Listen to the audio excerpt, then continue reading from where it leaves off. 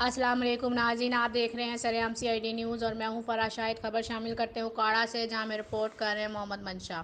ان کا کہنا ہے اکاڑہ کی تحصیل دیپال پور کے گورنمنٹ کالج برائے خواتین کی پرنسپل سلمیٰ نیاز نے بچیوں سے غیر قانونی طور پر 500 روپے جمع کرانا شروع کر دیے۔ پرنسپل کا کہنا ہے کہ یہ پیسے پودے لگانے کی مدد میں لیے جا رہے ہیں اور ہمیں محکمہ تعلیم کی طرف سے حکم آیا ہے، پیسے لے کر آنے والی بچیوں کی کلاس میں عزت کی جاتی ہے۔ مزید پرنسپل سلمیٰ نیاز نے بچیوں کو سخت وارننگ دیتے ہوئے کہا ہے کہ اگر کسی بچی نے پیسے جمع نہ کرائے تو اس کو سزا دی جائے گی اور اس کا نام بھی خارج کر دیا جائے گا۔ غریب بچیوں کے والدین سخت پریشانی کا شکار۔ بچیوں اور ان کے غریب والدین نے اعلیٰ حکام سے نوٹس لینے کا مطالبہ کیا ہے۔ مزید جاننے کے لیے دیکھتے رہیے سرعام سی آئی ڈی نیوز۔